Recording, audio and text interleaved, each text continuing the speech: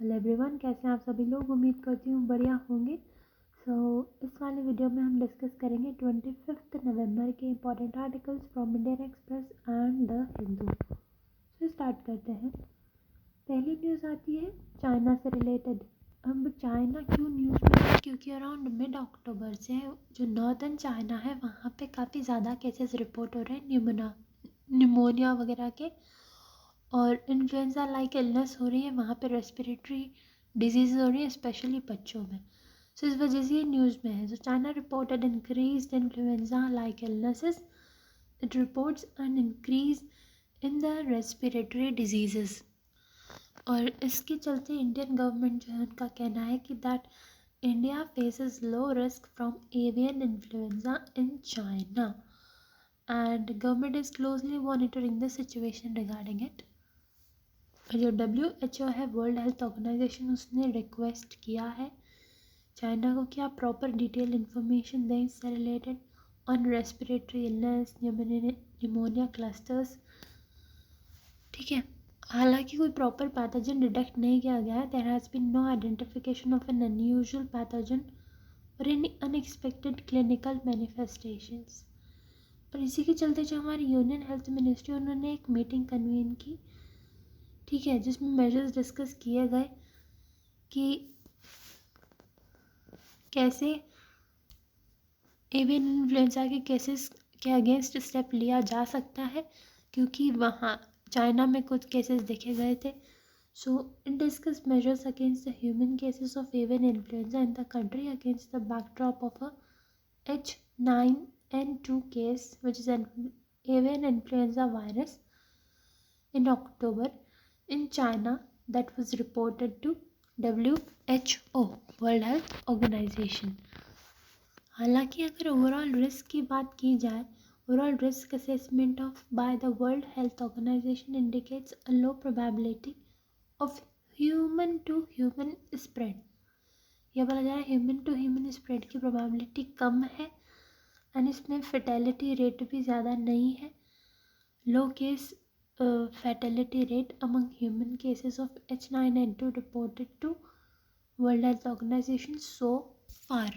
लेकिन हाँ, इसमें ज़रूरत है कि सर्वेलेंस थोड़ी बढ़ाई जाए, surveillance among human, animal husbandry and wild life sectors, और सारी एजेंसीज वगैरह में कोऑर्डिनेशन इम्प्रूव किया जाए। सो ये सारी बातें हैं इसमें। अब बात आती है कतर की। कतर में हमने कुछ टाइम पहले पढ़ा था, आपको याद होगा, कि हमारे इंडियन नेवी के कुछ जो पर्सनल थे वहाँ पे, उनको एस्पायरेज के केस में डेथ सेंटेंस सुना दिया गया था। सो उसके अगेंस्ट अपील की बात की जा रही थी, तो वो जो अपील है वो सुन ली गई है, मतलब उसके अगेंस्ट जो अपील है वो एक्सेप्ट की गई है। सो आने वाले टाइम में इस वाले केस पे फिर से सुनवाई होगी। So the 8 former personnel of the Indian Navy arrested in an alleged case of espionage were handed the death sentence by Qatar's court. Appeal against it has been accepted and they agreed to hear their plea soon without giving a specific timeline. So इस मुद्दे में जल्दी ही सुनवाई होगी, हालांकि specific timeline नहीं दी गई है, बट स्टिल। सो ये वाला जो केस हुआ था, इससे थोड़ा ऐसा कंसर्न जताया जा रहा था कि इंडिया और कतर के रिलेशन से थोड़े डगमगा सकते हैं, लेकिन देखो अभी ये वाली न्यूज़ आई है तो कहीं ना कहीं शायद कुछ सुधर जाए। ठीक है, और इंडिया और कतर के रिलेशंस की बात करें तो they are natural partners with ties going back to 1973 से ही ये पार्टनर्स रहे हैं। एंड इनफैक्ट कतर की बात करें तो वहाँ पे जो लार्जेस्ट एक्सपेट्रिएट कम्युनिटी है, जो बाहर से लोग आते हैं, वो इंडियंस ही सबसे ज़्यादा है। Indians are the largest expatriate community in Qatar, और उनके साथ हमारे ट्रेड अराउंड $15 बिलियन का है। ऑलराइट, इसके इतना ही नहीं, इसके अलावा हमारा डिफेंस कोऑपरेशन भी है, जॉइंट एक्सरसाइजेस कंडक्ट होती है हमारी उनके साथ। सो ये सारी बातें हैं। जो पहले डेथ पेनल्टी दी गई थी, it had the potential to strain relations between these two countries, जो ये काफ़ी कंसर्न का मुद्दा था। लेकिन अब ये न्यूज़ आई है कि भैया अपील एक्सेप्ट की गई है। So let's see, I hope कुछ इम्प्रूव हो। अब बात आती है अफ़गानिस्तान एम्बेसी से रिलेटेड। अब दिल्ली में जो अफ़गानिस्तान की एम्बेसी है उसको शट डाउन कर दिया गया है परमानेंटली। जी हाँ, हम सभी जानते हैं कि अफ़गानिस्तान में तालिबान ने टेक ओवर कर लिया है। वहाँ पे जो गवर्नमेंट थी उसको हटा के वो खुद सत्ता में आ गए हैं और तालिबान रजीम को इंडिया ने रिकॉग्नाइज नहीं किया है। सो इन्हीं मुद्दों के चलते उनका कहना था कि हमें प्रॉपर कोऑपरेशन नहीं मिल पा रहा है, प्रॉपर सपोर्ट नहीं मिल पा रहा है, जिसकी वजह से उन्होंने अफ़गानिस्तान एम्बेसी को परमानेंटली शट करने का डिसीजन लिया है। Closure is attributed to lack of resources and the Taliban regime's failure to meet Afghanistan's interest। अब इसकी वजह से होगा ये कि जो जितने ट्रेडर्स वगैरह ट्रैवलर्स वगैरह हैं जो भी अफ़गानिस्तान के वीज़ा के लिए अप्लाई करना चाहते हैं उनके लिए एक चैलेंजिंग सिचुएशन खड़ी हो जाती है क्योंकि एम्बेसी ही नहीं है। सो काम कैसे होंगे। And they also cited lack of cooperation from India and as we all know that after Taliban takeover the embassy did not represent the current rulers of Kabul which is Taliban with whom India has no diplomatic relation। अब तालिबान ने take over कर लिया है क्योंकि इस country पे और जिसके साथ इंडिया के कुछ डिप्लोमेटिक रिलेशंस ही नहीं है। और एम्बेसी में तो जो पहले वाले लोग ही थे जो पहले की गवर्नमेंट ने अपॉइंट किए गए थे। सो ये सारे रीजंस की वजह से वहाँ की जो मतलब अफ़गानिस्तान जो है उन्होंने डिसाइड किया कि ये एम्बेसी हम बंद करेंगे दिल्ली में। अब अगर इंडिया और अफ़गानिस्तान के रिलेशंस की बात करें तो अराउंड 1980s में India was the only South Asian country to recognise Afghanistan.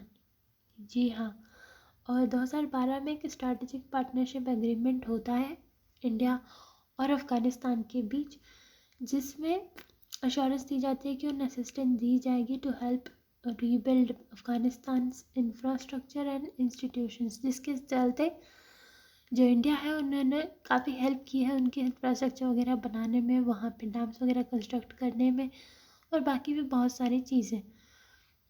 तो इसके अलावा हमारे कमर्शियल रिलेशंस भी हैं अफ़गानिस्तान के साथ एंड काफ़ी सारे टाइम पे हमने ह्यूमैनिटेरियन असिस्टेंस भी प्रोवाइड की है वहाँ के लोगों को। ठीक है, सो ये सारी बातें हो जाती हैं लेकिन अभी तो ये एम्बेसी हटा दी गई है। सो लेट्स सी आगे क्या होता है। अब आती है न्यूज़ सेमीकंडक्टर पैक्ट से रिलेटेड। अब इंडिया जो है और यूरोपियन यूनियन इन्होंने साइन किया है एक MOU मेमोरेंडम ऑफ अंडरस्टैंडिंग। इस चीज़ के लिए तो ताकि कोऑपरेशन बढ़ सके in the semiconductor ecosystem. Semiconductor basically chip होती है एक तरीके की जो कि इलेक्ट्रॉनिक डिवाइसेस में यूज़ होती है, बहुत ही इम्पॉर्टेंट होती है ये। एंड इस वाले पैक्ट से क्या होगा कि it will facilitate investment, joint ventures and technology partnerships including the establishment of manufacturing facilities. इस पैक्ट के तहत इन्वेस्टमेंट वगैरह बढ़ाए जाएंगे, जॉइंट वेंचर्स होंगे, पार्टनरशिप्स बिल्ड की जाएंगी ताकि सेमीकंडक्टर की मैन्युफैक्चरिंग फैसिलिटीज़ इस्टेब्लिश की जा सके, उनको प्रमोट किया जा सके। एंड साइन कब किया गया, तो ये basically trade and technology council हुई थी दोनों के बीच। तो उसका जो सेकंड हुआ था, सेकंड मीटिंग जो थी वहाँ पे ये साइन किया गया। So it was signed at the second India in European Union Trade and Technology Council meeting। So इसमें they will share best practices, experiences, information and establish research। And semiconductors are at the center of digital economy। Digital economy में वो काफ़ी important role play करते हैं। And इस pact से होगा क्या कि इससे इंडस्ट्री वगैरह को एनकरेजमेंट मिलेगा, स्टेक होल्डर एंगेजमेंट भी बढ़ेगा। एंड इतना ही नहीं, it will help in fostering skills, talent and workforce development for the semiconductor industry. Semiconductor industry में लोगों का कैसे स्किल्स, टैलेंट वगैरह डेवलप किया जा सकता है, वर्क फोर्स को प्रॉपरली कैसे डेवलप किया जा सकता है, इस बारे में भी बातें होंगी और स्टेप्स लिए जाएंगे। अब जो ये ट्रेड एंड टेक्नोलॉजी काउंसिल है ना, ये एक तरीका का कोऑर्डिनेशन प्लेटफॉर्म है, ठीक है, जिसमें ट्रेड से रिलेटेड, टेक्नोलॉजी से रिलेटेड और सिक्योरिटी चैलेंजेस जो होते हैं वो एड्रेस किए जाते हैं। सो ये इंडिया और ईयू के बीच में ही है and it deepen strategic engagement. और इसकी जो पहली मीटिंग हुई थी वो 2023 में ब्रुसेल्स में हुई थी and basically India second country ही है after US with which EU has a trade and technology council mechanism. US के अलावा इंडिया ही सेकेंड कंट्री है जहाँ पे जिसके साथ ईयू का ऐसा कुछ मैकेनिज्म है, ठीक है। सो इसके साथ होता है हमारा आज का सेशन ख़त्म। I hope it helps you. Thank you so much. Have a nice day.